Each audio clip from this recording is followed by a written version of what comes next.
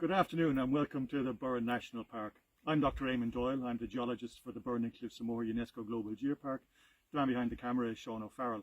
And we're just going to show you a little bit of what's on our doorstep here about the fantastic place we have in the Geopark. This is one of them. So one of the big things about the Burren National Park, one of the reasons why it's a national park, is because of the incredible biodiversity that's here. So we'll talk about the geology in a bit, but first of all, just to let you know that, for example, here we've just got this cluster of flowers, we've got these flowers, we've got these plants. This is supposedly a barren limestone region. It's absolutely not barren at all. It's absolutely crammed with life. So not only do we have the plants, the flowers, which are obvious to see, but also there's a variety of grasses, there's a variety of lichens and bryophytes, there's all the little insects, there's 27 different kinds of butterfly, there's loads of different moths. There's fantastic dragonflies. You get red ones, green ones, blue ones just over here by the water. Not only that, we have the animals. So we've got the mammals. We've got like the pine marten, for example, squirrels, loads of different types of birds. It's just a fantastic place to be. Now, when most people come here, they're heading to the top over here. And for a lot of people, it's let's see how fast we can make it to the top and back again. If you ever do come here, and I strongly recommend you do, I recommend you take your time. You get to the top eventually, but take your time, go up along, take your time, stop and see what there is to see. So it'll make the experience all that more enjoyable. Now the reason I particularly like to come here is because of that hill over there. And you'll see the pattern in that hill. So this is Moher, iconic image for the Burren. But the thing about it is we see these hills, you see those lines in the hills, so there's a curved line that goes down, then goes up, and you follow it across those curved lines and then they go down again. So it's the hills themselves, but within that hill there's these noticeable lines that are developed. So these hills are made of limestone, very same stuff I'm standing on here. These were carved out by the thick ice sheets of the last ice age to give them that particular shape. As the ice sheets came, they kind of hollowed out a little bit there. That's now infilled with Loch Galon, a small lake. But the hills behind with those lines there, the Burren Formation. So that's easy to remember. The limestone is part of the Burren Formation.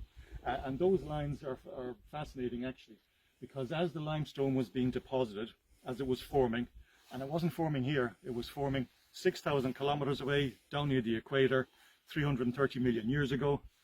I just thought I'd drop that in. But as it was forming, it didn't all form in one go. It was a gradual period over long millions and millions of years, but every now and then there was a pause.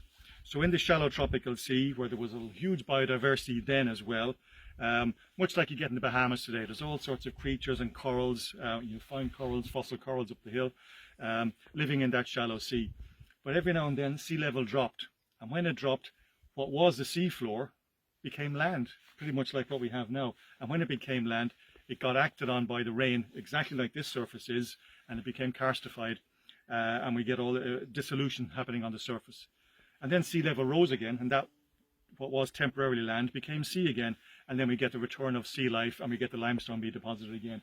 And you can see that in these steps. So the thick layer, then you get a band where actually the vegetation is growing in those lines, and in those lines, that's the gap. That's when it wasn't actually the sea. And we find in there, we find thin layers of shale, and they were deposited when the limestone was on the surface, so when it wasn't actually in the sea. So these bands in the limestone are reflecting large-scale fluctuations in sea level.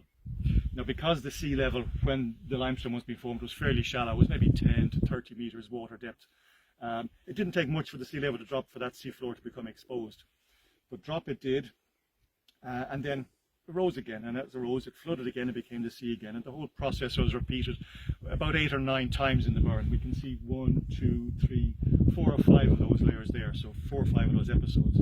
And the reason why the sea level was dropping is because back then, 330 million years ago, there was another major ice age. So we've got the recent ice age that finished around 17,000 years ago here that shaped the landscape to what it is now. But back then, 330 million years ago, there was another ice age, and that ice age wasn't happening where we were, but it was affecting the sea level. So as the ice formed, mostly on the southern pole at that time, that was absorbing all the water. So as the water absorbed, there was no rivers flowing into the sea, sea level dropped, and it dropped significantly globally. So as it did, it exposed the limestone on the sea floor. That then became colonized by plants and algae, and we have these little thin soils formed. and then the sea level rose again as the ice melted. So Moher is a really good example of ancient sea level affecting how the different types of rocks that formed 330 million years ago. So next time you come here, we've got 2 ice ages. Think about the recent one that formed the landscape that we see now, and the ancient one that formed 330 million years ago. Look forward to seeing you here sometime.